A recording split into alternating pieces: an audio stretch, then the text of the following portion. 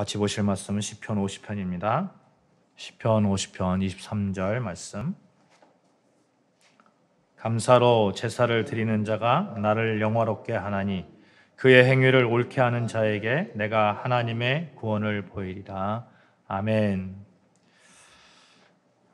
오늘 예배 가운데 여러분의 삶 가운데 늘 감사거리가 넘치시기를 주님의 이름으로 축원합니다. 아멘. 며칠 있으면 우리 민족 고유의 추석 명절이 되죠. 추석 명절에 감사가 있어야 되겠다 하는 겁니다. 사랑이 있어야 되고 또 만남과 만남 가운데 서로 간에 이렇게 축복이 있을 거예요. 또 격려하고 칭찬하고 축복함으로써 더 나은 미래를 열어가는 그런 소망도 있을 것입니다. 물론 이 모든 것들이 다 중요합니다만 어느 것 하나 필요하지 않은 것 없습니다만 추석 명절, 이 명절과 가장 잘 어울리는 단어는 뭐니 해도 감사입니다. 특별히 한 해 동안 함께 하시며 눈동자와 같이 지켜주신 우리 하나님께 감사했으면 합니다. 며칠 전 어느 분과 이런 말씀을 나누었어요. 그분께서 대화 중에 나는 참 운이 좋은 사람이다 이렇게 말씀하시는 거예요. 그래서 나는 운이 참 좋아서 정말 좋은 아내를 만났고 운이 참 좋아서 좋은 직장을 얻게 되었고 운이 참 좋아서 여러 가지 그런 어떤 생명의 위험들이 있었지만 무사하게 이렇게 지나갈 수 있었다 이런 말씀을 하시더라고요. 그래서 제가 그분에게 이런 말씀을 드렸습니다.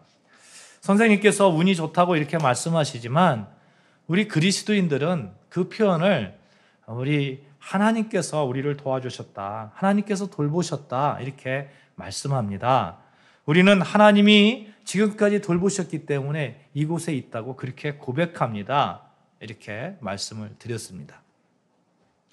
운이라는 말은 사람의 힘을 초월한 신령한 어떤 움직임 이런 뜻을 가지고 있거든요.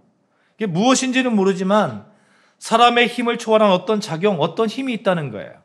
하나님을 알지 못하는 분들도 사람의 힘을 초월한 어떤 힘이 있다는 것을 인정합니다. 그래서 자기의 능력 밖에 어떤 뜻밖의 일들이 잘 되었을 때에 운이 좋았다 이렇게 얘기를 하고 자기의 의지와 관계없이 나쁜 상황이 이렇게 닥치면 나는 참 운이 나빴어 이렇게 표현을 하는 것이죠. 그러나 우리는 사람의 힘을 초월하여 움직이게 하는 분이 하나님이심을 믿고 고백하는 사람들입니다. 그래서 우리는 운이 좋았다, 운이 나빴다 이렇게 말하지 않고 모든 것이 하나님의 섭리 안에 있음을 고백합니다. 또한 그 섭리는 모든 것이 합력하여 선을 이룬다는 그런 섭리고 그런 믿음입니다. 운이라고 표현을 하든 하나님의 섭리라고 표현을 하든 우리는 인간의 한계를 초월한 어떤 생명에 위협하는 기운이 한 번이라도 우리를 비껴가지 않았다면 여러분과 저는 이 자리에 있을 수 없을 겁니다. 수많은 알게 모르게 겪는 위험들이 있습니다. 며칠 전에도 제가 자동차를 이렇게 몰고 가는데요. 갑자기 저쪽에서 차선을 막 통과해가지고 앞으로 슉 지나가는 거예요. 깜짝 놀랐어요. 그 수많은 위험들, 그것들 중에 하나라도 나를 비켜가지 않았다면 여러분 한번 생각해 보세요. 그 하나라도 비켜가지 않았다면 여러분과 저 지금 이 자리에 있겠습니까? 그 모든 시간 가운데 상황 가운데 하나님이 도우셨습니다. 하나님이 지켜주셨기에 우리는 이 자리에 있습니다. 그러므로 우리는 지금 현재 내가 이렇게 인간으로서 사고할 수 있고 이렇게 믿음을 가지고 예배할 수 있다는 것, 그것만으로도 충분히 하나님께 감사할 수 있습니다. 우리가 하나님께 지음받은 자로서 하나님의 도우심과 보살핌 가운데 처음 에덴 동산에서 살았어요. 어떻게 보면 그때부터 이 감사하는 마음은 우리 인간에게 본능적으로 있었을 거예요. 본능적으로. 하나님 참 감사합니다. 그래서 하나님을 알지 못하는 분들도 어떤 대상에 대해서 감사해야 되는 것을 본능적으로 알고 있을 겁니다. 그래서 우리 민족은 전통적으로 조상에게 제사를 드리면서 조상에게 감사를 했어요. 어딘가에 감사를 하기는 해야겠는데 그 대상이 조상이라는 겁니다. 자기를 지켜준 그 알지 못하는 어떤 힘, 그 힘이 조상에게서 나온다고 보았던 것이죠. 그래서 추석 명절 때 여러분 무엇 합니까? 우리 민족이 무엇 하죠? 추석 명절 때 제사 지내잖아요. 제사. 그러나 이 제사는 감사로 끝나는 것이 아니라 그 안에 종교적인 의미까지 포함되어 있다는 것을 우리가 기억해야 됩니다. 우리는 조상 문제에 있어서, 제사 문제에 있어서 분명한 성경적 또는 성경적 자세, 성경적 기준을, 이런 것들을 가지고 있어야 돼요. 조상 제사의 형식 중에서 절하고 음식을 올려놓고 하는 모든 행위들이 돌아가신 분에 대해서 단순히 존경하고 감사하고 그분의 뜻을 기리는 그런 것에 국한되지 않는다는 겁니다. 여러분, 형식을 보면 그 속에 내용을 알 수가 있는 거예요. 형식을 보면. 이런 분들 있잖아요. 돼지머리 있잖아요. 돼지머리 이렇게 차려놓고 고사를 지내잖아요. 고사를 지내면서 꼭 그분들이 하시는 말씀이 있어요. 뭐라고 말씀하셨냐면, 이건 뭐 그냥 하는 거야. 나는 믿지는 않는데 그냥 하는 거야. 이렇게 말씀하시거든요. 근데 여러분 보세요. 점집에 가가지고 난 재미로 봤어 이렇게 말을 하는데, 점집에서 그 점 보는 사람이 무당이나 이런 분들이 야, 너 오늘 저녁에 무슨 일 있을 거야 이러면 찝찝하잖아요. 두렵잖아요. 그런 마음이 있잖아요. 조심한단 말이에요. 조심한단 말이에요. 재미로 봤으면 그럴 일이 그런 말을 듣던지 어떻든지 간에 마음의 동요가 하나도 없어야 되는 겁니다. 근데 그렇지 않아요. 이게 재미로 보지 않았다는 거예요. 고사를 지낼 때도 그냥 지내지 않았다는 거예요. 그 고사를 지내는 행위 속에는 좀 잘 되었으면 하는 그런 바람이 분명히 숨어 있습니다. 형식을 보면 내용을 알 수 있습니다. 누군가에게 큰절을 한다는 행위가 있다고 한다면 그 큰절이 내포하는 뜻, 당신을 존경한다든지 감사한다든지 하는 그 내용이 반드시 포함되어 있다는 거예요. 그렇다면 여러분, 조상 제사에 있어서 그 행위 속에 담겨진 내용이 무엇입니까? 이렇게 보면 될 것 같아요. 구약에서 우리가 제사를 드린다고 할 때 그 의미가 무엇일까요? 창조주 하나님께 예배한다는 의미를 가지고 있잖아요. 마찬가지로 조상에 대해서 절하고 음식을 차려놓고 하는 그 제사의 행위는 단순히 조상을 기린다는 그런 차원을 넘어서는 조상에게 예배를 드린다는 그런 의미가 포함되어 있습니다. 국어사전을 보시면 정확하게 나와 있어요. 제사라는 의미가 신령이나 죽은 사람의 넋에게 음식을 차려 정성을 표하는 의식이다.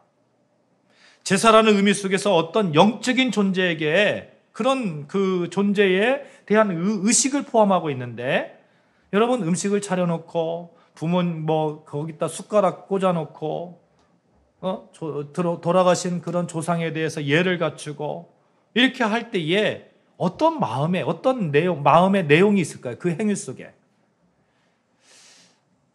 좀 우리들 잘 되었으면 좋겠습니다. 우리 자손들 잘 되었으면 좋겠습니다. 조상신께서 이렇게 잘 되게끔 해 주세요. 라는 그러한 그 내용이 분명하게 숨어 있습니다.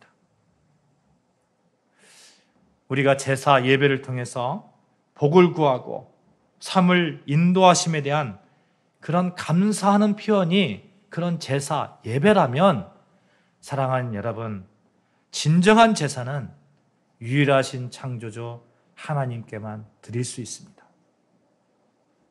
다른 이로서는 구원을 얻을 수 없나니 천하 인간의 구원을 얻을 만한 다른 이름을 우리에게 주신 일이 없습니다.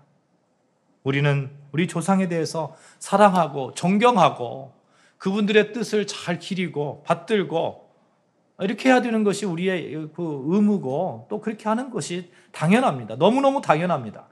그러나 조상이 신앙적, 영적 예배의 대상은 절대로 아니라는 겁니다. 그런 형식의 어떤 행위도 우리는 반대합니다. 사랑하는 여러분, 이 고백을 바탕으로 우리가 진정으로 제사를 드림에 있어서 그 대상이 하나님이신데, 그렇다면 우리가 정말 하나님이 즐겨 받으시는 그런 제사, 어떤 제사일까? 우리가 궁금하지 않을 수 없습니다. 오늘 본문에서 보면 제사를 드림에 있어서 어떤 제사, 어떤 예배가 하나님께서 기뻐하시는 그런 제사일까 힌트를 말씀하고 있는데 한마디로 감사함이 있는 제사라는 거예요. 감사함이. 감사로 제사를 드리는 자가 나를 영화롭게 하나니 그의 행위를 옳게 하는 자에게 내가 하나님의 구원을 보이리라. 감사는 사람들이 어떤 자세로 삶을 살아가는지 그리고 살아갈 것인지 알게 하는 그런 기준점, 척도입니다. 만약 제사를 드리는데 감사가 없다면 그건 형식이 될 거예요. 아무 소용이 없어요. 숫소나 순념소나 이것들 아무리 하나님 앞에 가져다 놓아도 그렇게 제사를 드려도 그 마음속에 하나님을 향한 감사가 없다면 그게 제사가 안 된다는 거예요. 하나님이 기쁘시게 받지 않는다는 거예요. 분명 이스라엘 백성들 수많은 제물을 하나님께 드렸습니다. 그들은 하나님께 제물과 함께 제사를 드렸어요. 그러나 그 제사는 형식에 불과한 제사였습니다. 왜냐하면 그들 마음속에는 하나님께 대한 감사하는 마음이 없었기 때문에 그렇습니다. 오늘 예배의 자리에 우리 있잖아요. 이 예배 가운데 정말 하나님께 감사하는 마음으로 집중해야 되는데 여러분 이 집중 가운데 예배의 자리에 있다고 해서 하나님께서 다 받으실까요? 어떤 사람은 핸드폰 하고 있어요. 어떤 사람은 딴 생각하고 있어요. 하나님께서 다 받으실까요? 그렇지 않다는 거예요. 감사하는 마음이 있어요. 감사하는 마음. 그래서 22절에 보시면 하나님을 잊은 너희여 이렇게 말씀하고 있습니다. 분명 제사의 행위를 하고 있지만 하나님께서 뭐라고 말씀합니까? 하나님을 잊은 너희여. 시편 50편은 아삽의 시예요. 아삽이라는 사람은 이 한마디로 말해서 찬양대 지휘자입니다. 찬양대 지휘자. 근데 또 시대를 통찰하는 그런 예언의 능력을 가진 예언자이기도 했습니다. 아삽은 찬양의 은사뿐만 아니라 자기 시대를 분별할 줄 아는 예언의 은사도 가지고 있었어요. 당시 이스라엘 백성들이 어떤 상황이었나는 거예요. 신앙생활은 알맹이 없는 껍데기만 가진 신앙이었고 감사함이 없고 진실함이 없고 가식적이고 형식적인 그러한 신앙이었습니다. 마치 오늘날을 살고 있는 이 시대를 보는 것 같아요. 너무 형식에 얽매여 있어요. 하나님께 집중하지 않습니다. 아삽은 백성들이 이러한 신앙을 마음 아파하면서 오늘 본문을 기록해주고 있죠.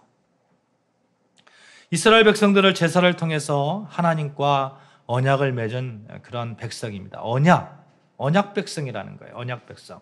언약을 처음 맺을 때 하나님께서 어떻게 맺었는가 하는 거예요. 여러분, 하나님께서 이스라엘 백성과 언약을 맺을 때요, 이렇게 맺으셨어요. 짐승을 잡아서 줄로 쪼개놓고 그 사이를 지나가게 했습니다. 그런 의식을 가졌어요. 그 의식의 그 의미가 무엇입니까? 언약은 절대로 어기지 않겠다는 맹세의 의식입니다. 계약을 파기하는 자는 쪼개지는 짐승처럼 그렇게 쪼개질 거라는 거예요. 하나님의 백성임에도 불구하고 그렇게 쪼개질 거라는 겁니다.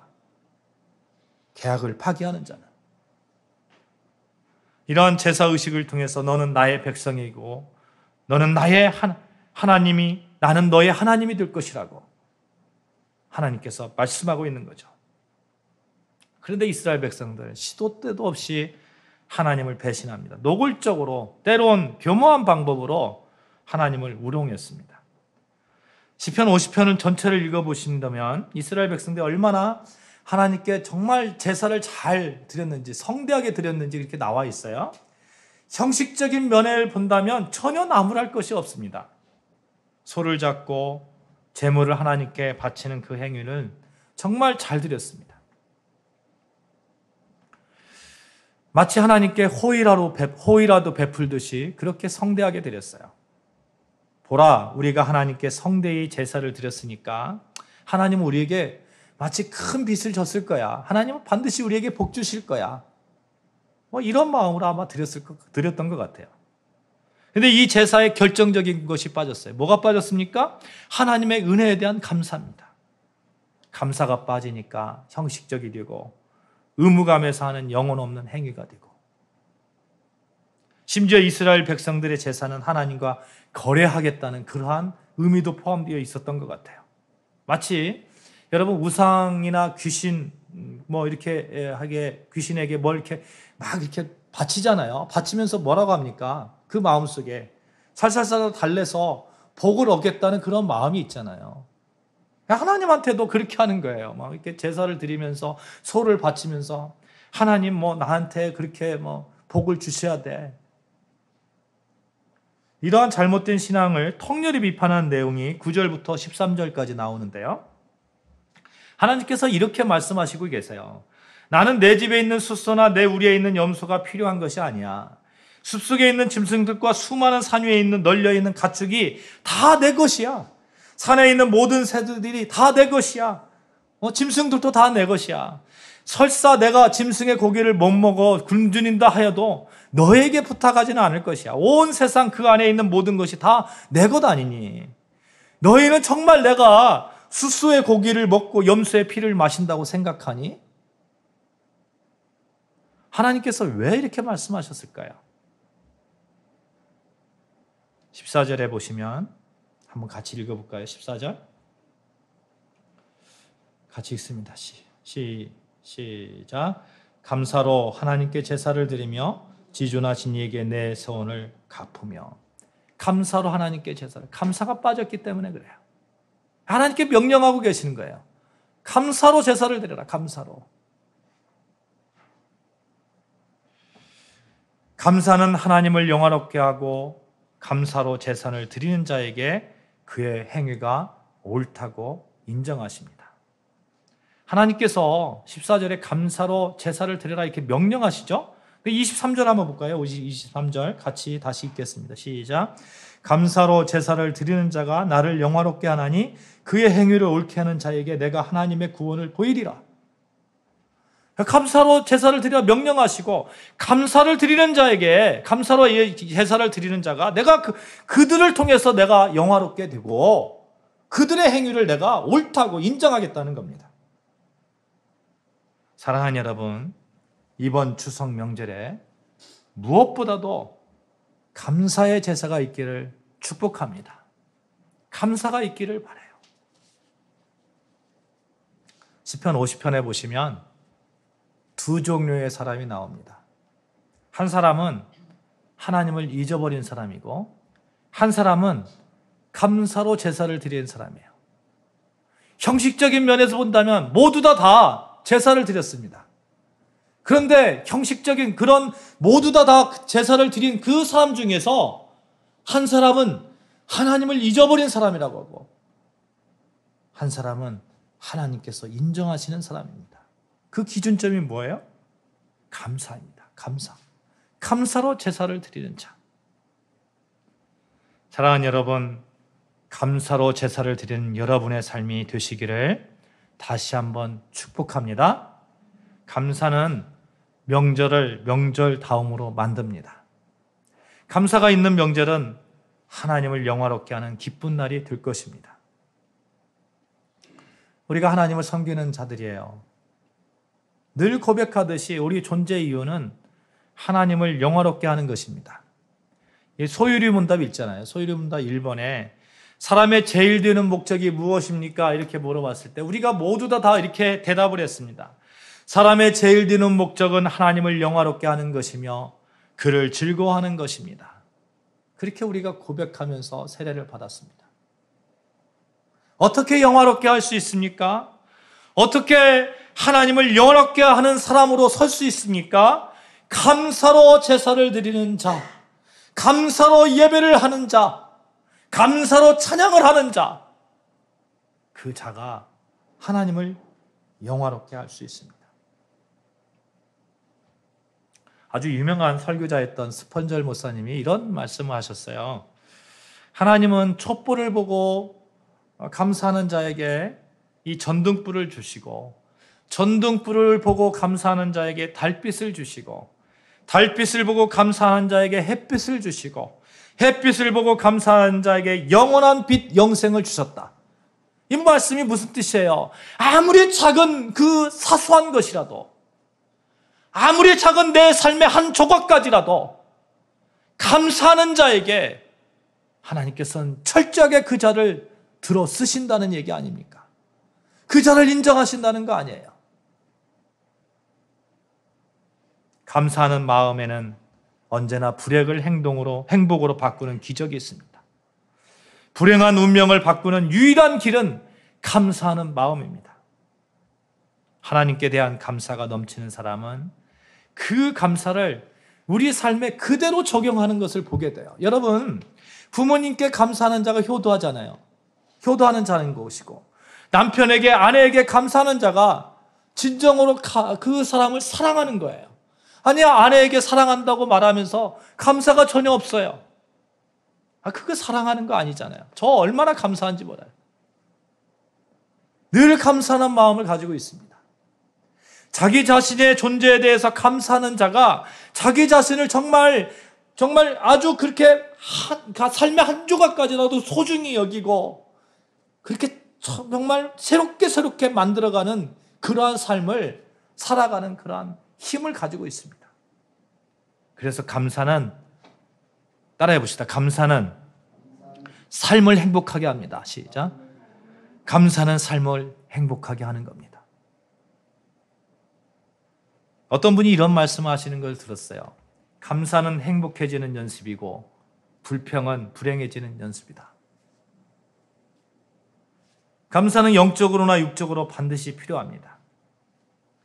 이번 추석에 감사가 넘쳤으면 좋겠다는 거예요. 명절을 명절답게 보냈으면 좋겠다는 거예요. 그러면 여러분, 우리가 감사할 수 있는 근거가 어디가 있습니까? 내가 왜 감사할 수 있을까? 어떻게 감사할 수 있을까? 이런 어려운 환경 속에서 어떻게 감사할 수 있을까?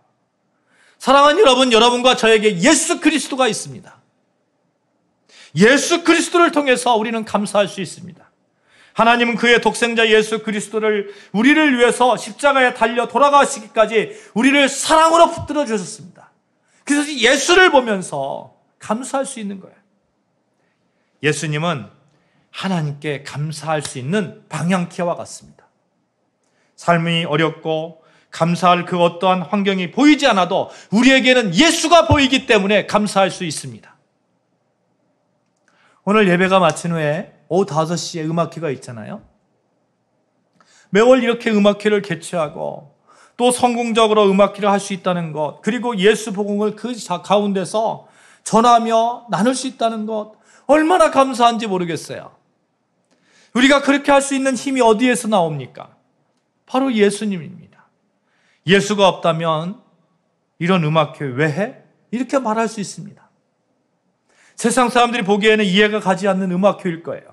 그런데 예수가 있기 때문에 우리는 음악회를 계획하고 또 우리가 함께하는 훌륭한 연주자들과 함께 할 수 있는 겁니다. 연주하시는 분들도요, 예수라는 끈이 있기 때문에, 그렇게 연결되어 있기 때문에 그렇게 정말 열심히 우리 이 자리에 나와서 음악회를 할 수 있는 거예요.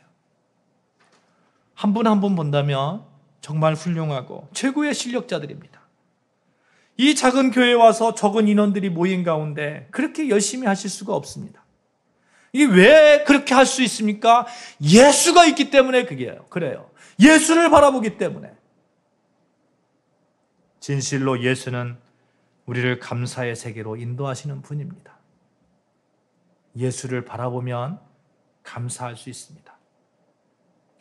성경에 보면 사도 바울 나오잖아요. 사도 바울이 40에 하나 감한 매를 맞고 감옥에 갇히고 죽을 뻔한 위기를 몇 번 넘겼지만 바울이 옥중에서도 찬송을 부르고 성도들에게 감사하라고 권면할 수 있었던 그 이유 무엇입니까?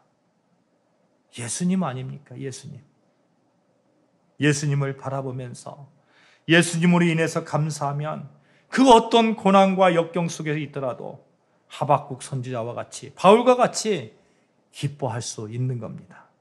비록 무화과 나무가 무성하지 못하고 포도나무에 열매가 없고 감람나무에 소출이 적어도 밭에 식물이 없고 우리의 양이 없고 유황간에 소가 없을지라도 나는 여호와로 인하여 즐거워하며 나의 구원의 하나님으로 인해서 기뻐하리로다. 나의 구원의 하나님. 사랑하는 여러분, 이번 추석 명절 분명 우리에게 좋은 날입니다. 풍성해서 좋고요. 은혜를 돌아볼 수 있어서 좋습니다. 또 사랑하는 사람들이 많이 모여서 좋습니다. 모두가 함께 즐거워할 수 있어서 좋습니다. 그리고 이만큼 좋은 복을 많이 주신 우리 하나님께서 앞으로 더 큰 복을 주실 거라는 그 믿음이 우리 안에 있어서 또한 좋습니다. 이 좋은 추석 명절 더 멋지고 행복하게 잘 지내야 하지 않겠습니까? 그러기 위해서 예수를 바라보면서 감사함으로 나아가십시다. 좋은 추석 명절에 주님께서 요구하시는 것, 감사로 제사를 드리는 저와 여러분. 그래서 일평생 하나님을 영화롭게 하는 여러분과 저 되어지기를 주님의 이름으로 축원합니다.